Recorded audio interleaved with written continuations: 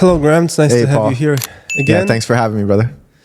So we talked a lot about the gentlemanly Yeah. stuff in the past. So for now, this time I thought to talk more about you. Cool.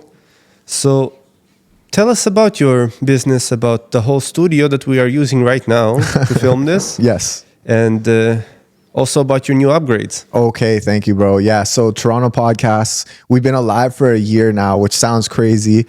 We've generated, I think it's like 13 million views roughly in the last 12 months on Instagram only.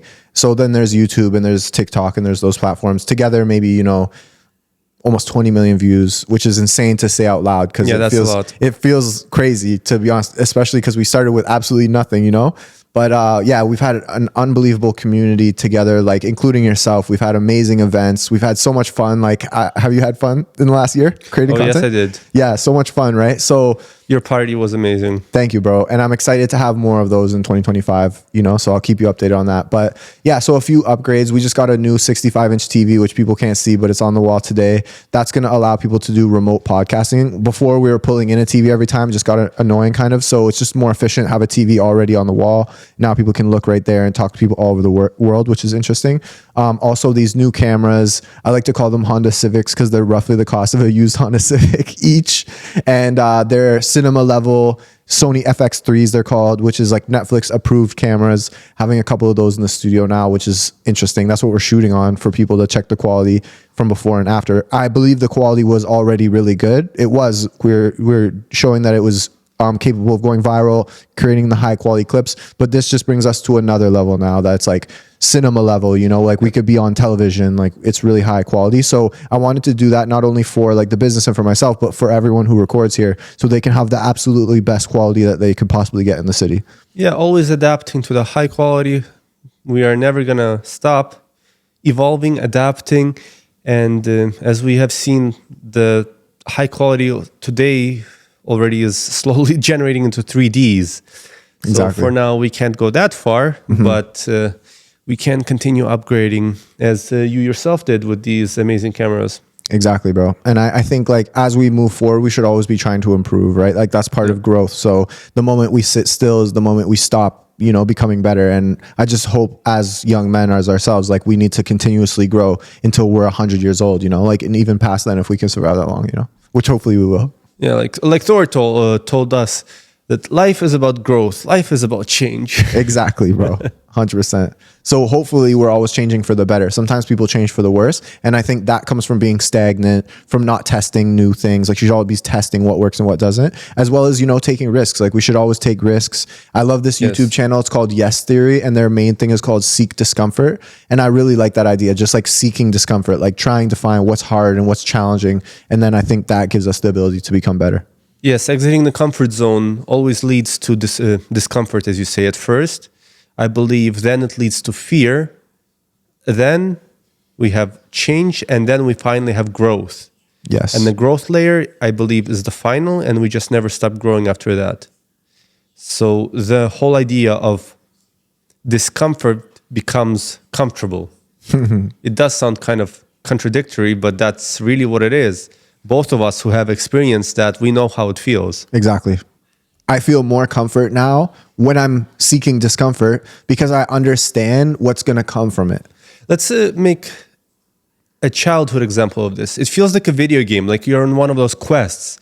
You're taking a new challenge. You're taking a new road. Yes. And on the way, you're finding new things. You're finding new NPCs that we're talking to. Yes. Some are good, some are sadly bad. Yes. Then we find upgrades, health growth, stuff like that. Yes. This is how the whole,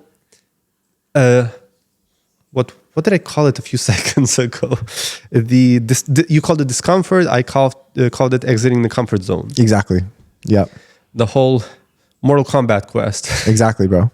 I heard a theory by a lot of different people, a lot of really smart individuals on Earth who claim that there's a 50% chance we live in a simulation, similar to a video game, right? So for me, when I heard that quote, it's been a few years since I first heard it. I wanted to implement the 50% that believe that it's a video game in my life. I wanted to believe it's a video game because if it's a video game, you know, like we're probably both pretty decent at video games. Yeah. I can understand how to level up in a video game. I know, like we all know how it works. As growing up, we played these video games, right? So it gave me more clarity on my life, as well as it gave me the feeling of like the ability to risk. Like if it's a video game, then I should be able to play it, right? And the moment I stop playing is when, you know, you stop growing, you stop like getting XP experience, right? Like all these things. So I wanted to play in a way where I can better myself as well as the people around me by like acting as a video game character. And what I like to say is pressing A on things.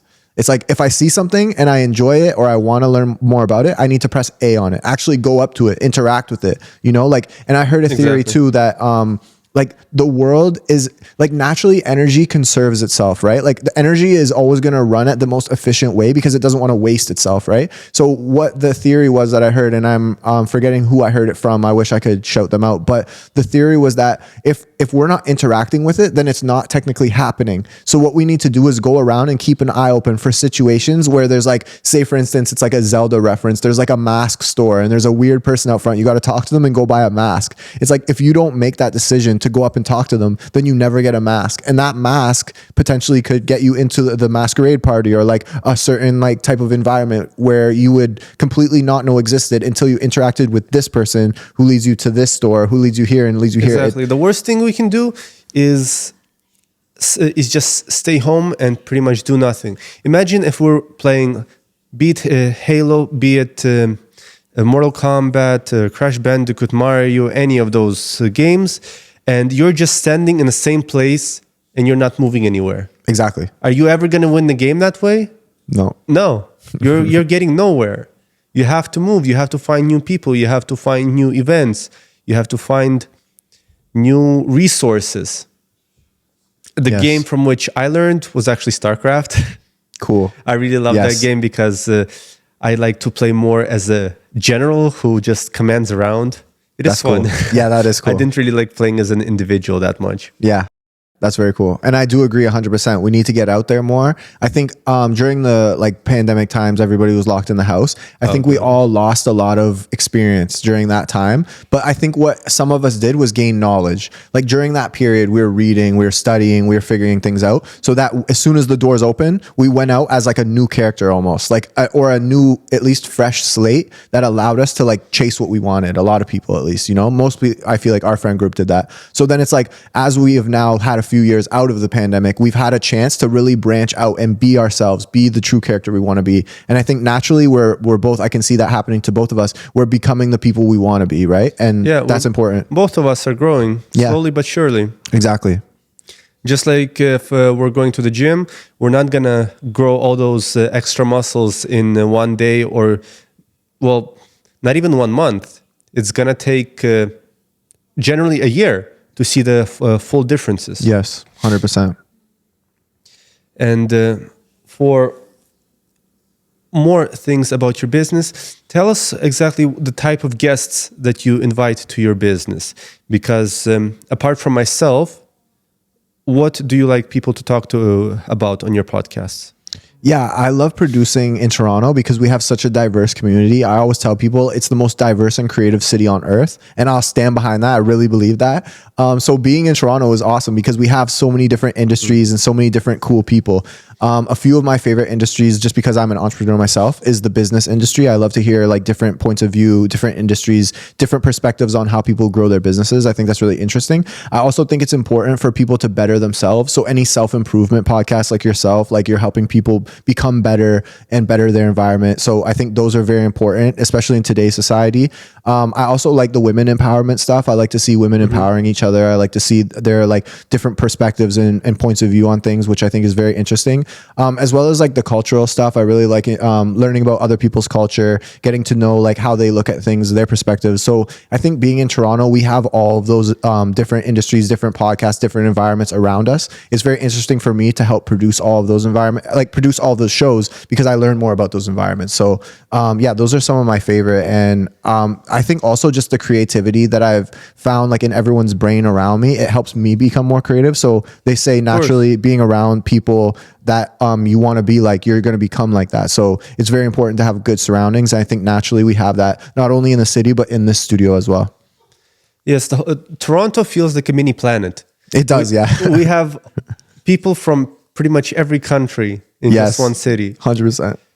I remember this brilliant channel called Dating Beyond Borders. Cool. And I once met a young woman who created that channel. But anyway, the channel is about dating people from different countries. And simply from Toronto alone, she invited people who are from Ukraine, from Poland, from Germany, China, pretty much every country I can name. Yes. It's not worth wasting time, but she found all of them just in Toronto. Yeah, I believe that 100%, you know? Yeah, you could go check it out right now, Dating Beyond Borders. It's a brilliant channel. Very cool. And darn it is accurate. Yeah. Which was accurate, like how people act from each country? Yes. Well, I, for example, met a lot of Russian girls in before the whole war thing. I met a lot of Russian girls in the Russian church and other places. And when she did a video about, you're dating a Russian woman when, that's what her video is called. And I showed it to those girls. They said, that is so true. Each of those Russian girls said that it's pretty much 99% just like them. That's hilarious. Yeah, I think at some point stereotypes can be somewhat true. You know, like as bad as some of them are, like I don't want to say they're all true, but like in most cases, the reason that they become stereotypes is because they are like commonly used between a like vast group of people from that region, right? So like sometimes it can be pretty accurate. Something that I don't understand is why do people always consider that stereotypes are bad? Yes, because there are some bad stereotypes, but I heard it depends how you look at it. I heard a lot of stereotypes about Ukrainians. I got no problem with that. Yeah, I've heard some about Scottish people too. They say we're cheap. I don't know. Like we're penny pinching. We're trying to like, I don't know, dude. I spent $20,000 on 2 cameras. I mean, that's called being economical. You're not cheap. You're economical. Exactly, bro. And I just turned Italian. Yeah, and like that's a stereotype in itself. That's how people talk like this. Well, I'm Scottish. I talk like that too sometimes. I mean, we do it. Yeah, I heard about the Ukrainian. I read about the Ukrainian stereotype is when you have those country balls and they make comics about that. And the Ukrainian country ball used to say, what in Salo's name is going on here? And I feel that is so true. So many people in our Ukrainian country, they love Salo. That's funny. That is like another version of bacon, but they don't usually fry it. I think... is it like female bacon? I think it's called lard in English. Oh, lard. Yeah. Mm-hmm. That's the closest thing I can come up to. Interesting, yeah. I have to try that one day. Yeah, so again, both of us, neither of us is cheap. We're both economical. Exactly, bro. You have to be economical, especially in like we live in one of the most expensive cities on earth, you know, and we're trying to better ourselves. We want to invest in the right things. For me to go like blow money on stupid stuff, it's not like I just can't I literally can't afford to do it, as well as it's hard for survival. It can mess up my survival, right? I feel like naturally in today's world we have to be careful on how we spend our money, because that money can go towards potentially our kids one day, you know, our family is multi-generation. So I think if anything, for young people like us, we need to build like multi-generational wealth right now, because in the future, especially with like AI, quantum computing, all these things, potentially one day they won't even need humans to work. They'll just give them something called UBI, universal basic income, where everybody just gets a check. And it's like a very small amount. You'll never get anything really. You won't be able to travel or anything. Potentially, this is all just like theoretically, right? Of course. But yeah, like potentially that's where the world will head. So the key is for people like us right now, while there's still opportunity to build multi-generational wealth, to do so that we can have like some sort of trust fund that's like paying those people in the future, and hopefully allow our families to enjoy their lives, you know? The brilliant quote that I read recently is that from the 3 different classes, the poor class is poor because they spend all their money on themselves. The middle class is middle because they spend all their money on savings. And the rich class is rich is because they spend all their money on investments. I could not agree more. That's so smart. I believe that is really, really accurate. I have no idea who in the world said that, Yes. but it seems to be very true. And I've seen that. It doesn't put a negative stereotype or anything on either of the three classes because, for example, the poor people who spend all of that on themselves, they're living their life. They're having fun. Exactly, for sure. The middle class who spends it all on savings, they have excessive money for emergency situations, and they are the type who enjoy their life in the most of the time. Yes. And as for the rich, most of them are not enjoying from the beginning. When it comes to the first, let's say, 10 years of their life, they're not enjoying that much. And when it comes to maintaining corporations, when it comes to billionaires, I'm not going to like Warren Buffett or Zuckerberg, Musk or Trump, they also are having really hard time in their situations. They have some of the times that not many of us are going to experience right now. Mm-hmm. Simultaneously, they're also having the hard times that neither of us, thank God, are currently experiencing. Exactly. Yeah. I think there are pros and cons to each level, you know, like you mentioned, there's pros to spending on yourself. It's actually nice to like, you know, spend money on yourself and just enjoy the vibes, go traveling, like buy yourself nice shoes, like buy a nice car. Like that's fun and that's great. But like financially in the long run, it may not be as responsible as someone who's saving. But the problem with saving, as we both know, the middle class gets absolutely wiped out because saving something that's being printed every day is not like the best plan, right? So it's like, if you're spending it all on savings, then you're getting minus 3% every single year. Exactly. And if you do that in a compound interest by 3% times 10 or times 20, just do that on calculator. You'll be shocked what the number that you will see. Yes, I 100% agree. And I think one of the biggest things that I've heard, I think we're now in the age of knowledge where you can learn anything yourself. But growing up, I remember people would say things like stocks are scams and stuff like that, which I understand there are stocks that are scams. Like there are pump and dump schemes, but at the same time, like ownership in companies is important. So if you believe in the company, owning stock in that company is not a scam. But if you're buying random stocks that say like, oh, the next, you know.